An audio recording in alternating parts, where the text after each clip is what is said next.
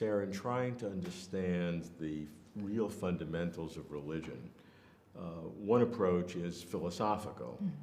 And there are various traditions. There's an analytic tradition that very carefully describes arguments. And then there's a phenomenological tradition, traditionally called continental, which deals with more unified concepts.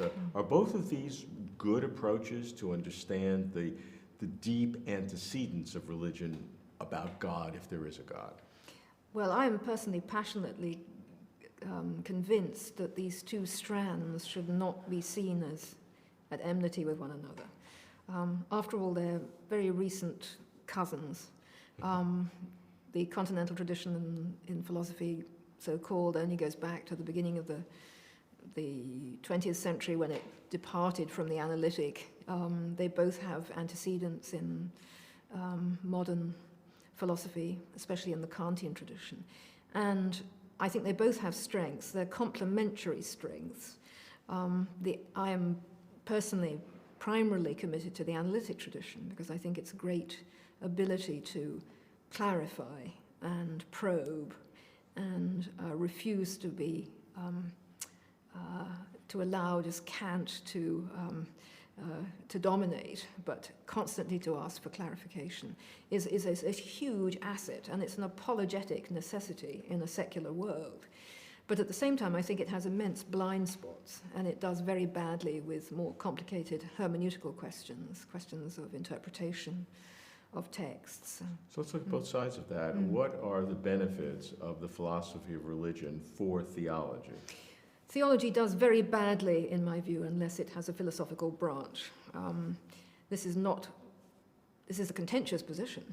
There are many theologians who think that we are besmirching theology when we attempt to clarify things philosophically, that we are selling out to a culture that may be antagonistic. But I take it to be an absolutely indispensable urge within the theological undertaking to be responsible for clarifying the truth statements that one is attempting to make, and to abandon that commitment is to abandon, I think, seriousness about one's own position. Yeah, I like to say that philosophy can help you understand where the limits of rationality are and where you have to make the leap of faith. And there's nothing wrong with making the leap of faith as long as you know what you're doing at each moment. Yes, of course, there are different views about where that leap comes and whether it necessarily is a leap.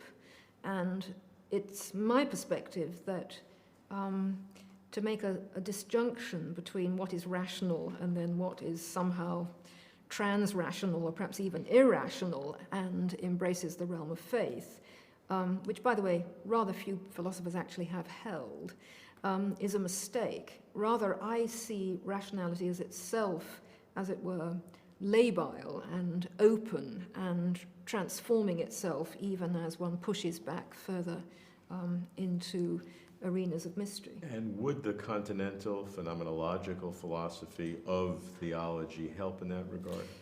It tends to be more amenable to that idea.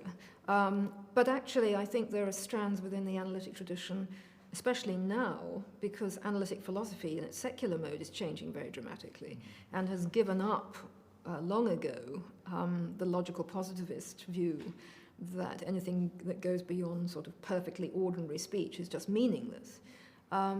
Therefore, analytic philosophy is also very helpful in this realm. And indeed, I mean, some of the most interesting developments in contemporary philosophy, secular philosophy, are involving the analytic tradition re-examining itself and wondering whether it needs to develop new forms. And many of such philosophers call themselves post-analytic now. What about the other side? What about the areas of philosophy, analytic and continental, that are detrimental, that don't work with theology, that have a clash? I like clashes. I think clashes are important. That's why I'm talking to you. Yeah. I think there's nothing more important than being challenged in one's faith. I don't mind a bit if someone tells me that I'm being irrational or meaningless in what I say about God, because I think I have to give an account of myself. It's part of my responsibility, not just as a theologian, but as a Christian in general. So the more that there is genuine, questing, critical debate, the better I like it.